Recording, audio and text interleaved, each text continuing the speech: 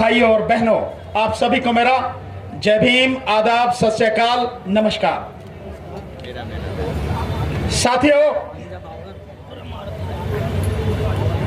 आज का जो विषय है न्याय अधिकार महासम्मेलन, जिसके तहत ये प्रोग्राम हो रहा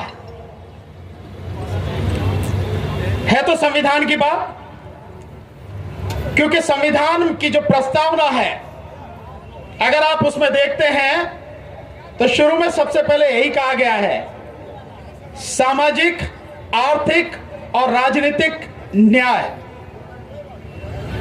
सामाजिक, आर्थिक और राजनीतिक न्याय। और बहुजन समाज के लोगों को इस देश में यही उपलब्ध नहीं है। और आज जो वर्तमान सरकार है ये आपके केवल इसी अधिकार को नहीं, आपका कोई भी अधिकार उसे देना नहीं चाहती, आपके हर अधिकार को छीन लेना चाहती है। और आपके इस अधिकार को छीनने में अगर सबसे बड़ा योगदान अगर किसी का है तो हमारे ही समाज के वो राजनीतिज्ञ हैं जो सांसद बनकर, विधायक बनकर लोकसभा, राज्यसभा और विधानसभाओं में बैठे हैं। 131 एमपी हैं लोकसभा में एससी और एसटी के, और ओबीसी सारे मिला के तकरीबन 250 के आसपास, एससी, एसटी और ओबीसी के 250 के आसपास सांसद हैं। ये जिस दिन चाहे, जिस पल चाहे मोदी घुटनों पर आ जाएगा, उठने की भी हिम्मत नहीं कर सकेगा। लेकिन अगर उस सरकार को बनाए रखने की कोई भी ताकत अगर है तो ये लोग हैं। मैं समझता हूं सरकार से कुछ भी कहने से पहले हमें अपने ये जो तथाकथित एमएलए और एमपी हैं इनका इलाज पहले करने का प्रोग्राम बनाना पड़ेगा। कोई रहम नहीं किसी पर भी।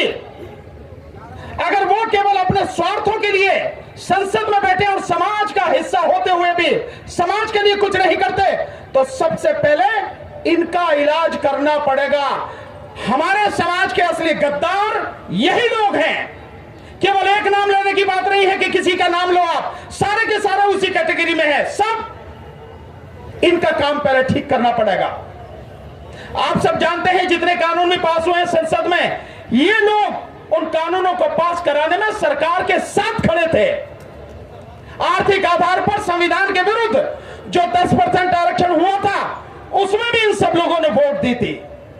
तो हमारे लिए दूसरा जो है समझते हैं, लेकिन उससे पहले हमारे लिए सबसे बड़ी जिम्मेदारी है जो हमारे ही समाज का कोड है, इस कोड को खत्म करना है। इन गद्दारों को इनकी असली हैसियत दिखा के दफन करना है पहले। अगर आप ये नहीं कर सकते और कहेंगे कि कोई मेरा चाचा है, मेरा ताऊ है, मेरा भाई है, मेरी बिरादरी का है, मेरे इसके होने से मुझे ये मिल जाता है, इसके होने से ये लाभ मिलता है, आप कुछ नहीं कर पाएंगे, कुछ भी नहीं।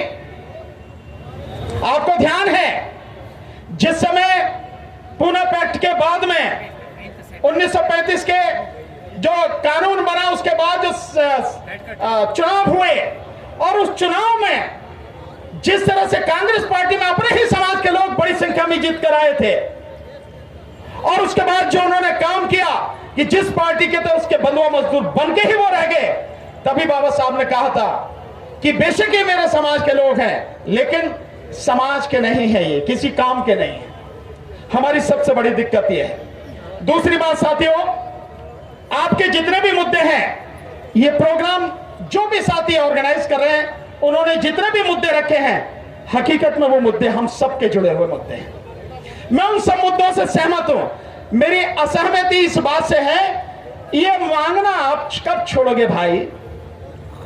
ये आपके सरकार जातिगत जनगणना कराए, क्यों कराएगी सरकार जातिगत जनगणना? क्या है आपकी हैसियत उसकी नजर में?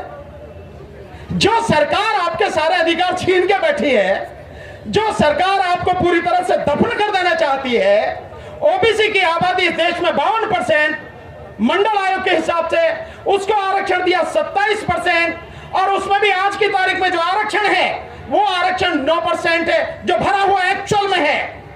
और आप कह रहे हो वो सरकार आपकी जातिगत जनगणना कराएगी। काहे को कराएगी भाई? कौन कराता है जनगणना? सरकार कराती है ना। इस सरकार को उखाड़ कर फेंको। अपनी सरकार बनाने के लिए काम क्यों नहीं करते हो यार मेरे? जो काम करना चाहिए वो तो करते नहीं, और जिस काम की जरूरत नहीं उस पर बेवजह हल्ला मचाते हो। क्या मिलेगा आपको? कोई आपको देने वाला नहीं है।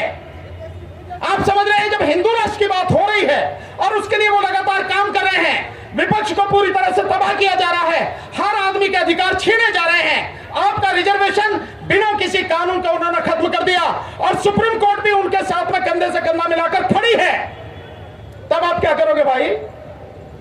न सरकार आपकी, न अदालत आपकी, न कहीं आपका प्रतिनिधित्व, और फिर भी आप कह रहे हो कि आपके लिए काम कर दे। कोई नहीं करेगा। इस बात को समझो। जब तक आप उन चीजों को नहीं समझोगे जहां से खड़े होकर आपको काम करना है, या यूं कहो कि अगर अपनी जमीन का आपको पता नहीं है तो फिर कैसे आप समाज की लड़ाई लड़ोगे? कैसे आप समाज को उसका हक दिलाओगे? नहीं दिला पाओगे। इसलिए इस चीज को समझो। और मैं बार बार हर मंच से ये कहता हूं, चाहे कोई पसंद करे या ना करे, किसी को अच्छा लगे या ना लगे, इस बात की मुझे परवाह नहीं है, लेकिन मैं जानता हूं अगर 2024 को लेके, और इसमें केवल 1 साल रह गया है, 2024 के चुनाव को लेके हम सबने, बहुजन समाज ने, मैं केवल नेताओं की बात नहीं कर रहा जो राजनीतिक दल में है, मैं उन संगठनों की बात नहीं कर रहा जो सामाजिक संगठन है, मैं उस पूरी जनता की, पूरे बहुजन समाज की बात कर रहा हूं। अगर आपने 2024 को लेकर, 2024 के लोकसभा चुनाव को लेकर रणनीति नहीं बनाई, उस पर काम नहीं किया, तो उसके बाद तुम्हें फुट करने के लिए बचेगा भी नहीं। ध्यान रख लेना इस बात को। इसलिए हमारी सारी कवायद इस बात पर होनी चाहिए, यह आपातकाल से भी भयानक आपातकाल की स्थिति है साथियों। मैं किसी को डराने की कोशिश नहीं कर रहा, लेकिन जो सच है वो आपके सामने रखने का प्रयास कर रहा हूं। मैं निश्चित रूप से आभारी हूं और धन्यवाद देता हूं उन सभी संगठनों का जिन्होंने इस प्रोग्राम का आयोजन किया है। और इस प्रोग्राम का जो मैसेज भेजा जा रहा है वो मैसेज ये है कि जो जिंदा लोगों का महासम्मेलन, जिंदा लोगों का, तो नजर घुमा के चारों तरफ देख लो कितने जिंदा हैं और बाकी कितने मुर्दा हैं, इसका अंदाजा भी लगा लो, आप देख लो। लेकिन मैं दावे के साथ कह रहा हूं, ये जितने जिंदा हैं, जितने भी जिंदा हैं, अगर ये वाकई में जिंदा हैं और ये ईमानदारी से काम करें और सिर्फ इतना सा भी ठान लें कि अगले आने वाले 2 महीने में मैं अपने जैसे 9 और साथी अपने साथ में जोड़ूंगा, सिर्फ 9, और अपने को मिला के 10 लोगों की टीम बनाऊंगा। मैं सबसे कह रहा हूं, जो पंडाल में बैठे हैं उनसे भी, और जो करोड़ों की संख्या में इस सोशल मीडिया के माध्यम से पूरे देश में, पूरी दुनिया में जो लोग मुझे सुन रहे हैं, उन सबसे भी कह रहा हूं, सिर्फ इतना निर्णय करो कि आने वाले 2 और 3 महीनों में अपने जैसे मैं अपने साथ 9 लोग और जोड़ूंगा और अपनी टीम बनाऊंगा। अकेला नहीं चलूंगा, कहीं भी जाऊंगा तो अपनी टीम के साथ में जाऊंगा, और उस टीम को इतना मजबूत, इतनी मजबूती से उसे सारी उसके अंदर वो भावना भरूंगा ताकि 2024 में ये जो गंदगी पार्लियामेंट में है, इस पूरी गंदगी का सफाया करें। इसके लिए काम करना पड़ेगा हमें, नहीं तो कुछ मिलने वाला नहीं। और रही बात, तो साथियों, चुनाव आपकी जरूरत नहीं है। चुनाव के लिए कोई समझता हो कि मोदी को वोटों की जरूरत है, ना, वोटों की जरूरत है, उसका इंतजाम उसके पास में ईवीएम के माध्यम से।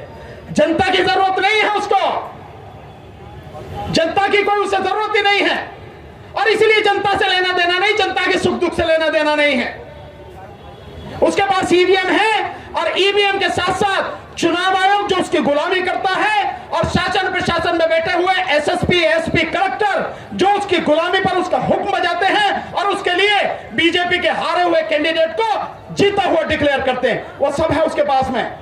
आपके पास में क्या, आप क्या कर रहे हो?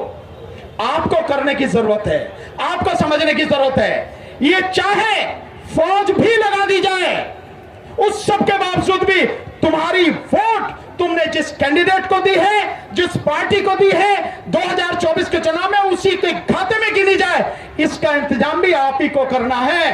कोई और करेगा उस भरोसे मत रहना, अगर रहोगे सब कुछ लुट जाएगा। समय कम है, और भी साथियों को बोलना है, और मैं तो आपके सामने बोलता ही रहता हूं और केवल बोल नहीं रहा, हम जमीन पर काम कर रहे हैं। आजकल में हमने दिल्ली को टारगेट किया। इस मंच से मैं साथियों से अनुमति लेते हुए दिल्ली में जो लोग रहते हैं उनसे निवेदन कर रहा हूं, जो भी इस बात को सुन रहे हों, और दिल्ली के बाहर भी जो लोग हों उनसे भी ये निवेदन कर रहा हूं, हम लोग दिल्ली में काम कर रहे हैं और दिल्ली में 2024 को लेकर लगातार कोट करने के बाद में 4 बजे निकल जाते हैं घर से और जमीन पर काम करते हैं, गली गली मोहल्ले मोहल्ले जाके उसी तरह से काम कर रहे हैं। तब कह रहे हैं आपसे, केवल हवा में नहीं। तो सारे लोग आइए हमारे साथ, कदम से कदम मिलाकर चलिए हमारे साथ, और जो दिल्ली से बाहर के लोग हैं, उनके जो रिश्तेदार हैं, उनके दोस्त हैं, जानने पहचानने वाले हैं, सबको कहिए मेरे से संपर्क कर रहे हैं, ताकि कम से कम दिल्ली से इस गंदगी का सफाया हम लोग कर सके। यही काम हमें करना पड़ेगा साथियों।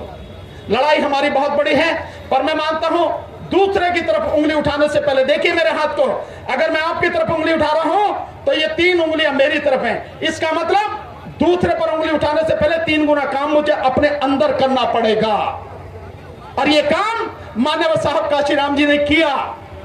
उसके बाद हम आज तक यहां तक पहुंचे। और एक निवेदन, सिर्फ एक छोटी सी सलाह, जो भी साथी हैं जिन्होंने प्रोग्राम किया है, आज के बाद जब तक दिल्ली को पूरी तरह से जाम ना कर दो, सील ना कर दो, उस स्थिति में ना पहुंच जाओ, मेरी सलाह है, मानो ना मानो आपकी बात, दिल्ली में कोई प्रोग्राम मत करना। ऐसा प्रोग्राम तो करना, लेकिन कॉर्नर मीटिंग करो, जो खास खास लोग हैं उनको बुलाकर किसी ऐसी जगह पे वहां बैठकर रणनीति बनाओ, उनके कंधे पर जिम्मेदारी दो, आपको यह काम करना है, ये लोकसभा आपको संभालनी, ये विधानसभा आपको संभालनी है, ये मोहल्ला संभालना है, ये गांव संभालना है, ये शहर संभालना है, ये तहसील आपको देखनी है, ये ब्लॉक आपको देखना है। जिम्मेदारी दो साथियों, हम तैयार हैं इस बात के लिए। जो भी जिम्मेदारी हमारे कंधों पर सौंपी जाएगी, पूरी ईमानदारी से, पूरी निष्ठा से, पूरी ताकत से निभाएंगे और आपको पूरी तरह से उसे सफल करके दिखाएंगे साथियों। ये काम करो, और जब हम इस बात से सहमत हो जाएं कि अब जब हम कॉल देंगे तो पूरी दिल्ली जाम हो जाएगी, सील हो जाएगी, प्रधानमंत्री भी कहीं आ ना जा सके, ऐसा हम सील करने की स्थिति में हो, तब ये प्रोग्राम करना। वो अकेला एक प्रोग्राम इन सब की चूलें हिला देगा। बहुत बहुत शुक्रिया, मेरा टाइम खत्म हो गया। धन्यवाद, नमो बुद्धाय, जय भीम। वीडियो कैसी लगी आप अपने कमेंट्स के माध्यम से हमें बता सकते हैं, और चैनल को लाइक, शेयर और सब्सक्राइब जरूर करें। धन्यवाद।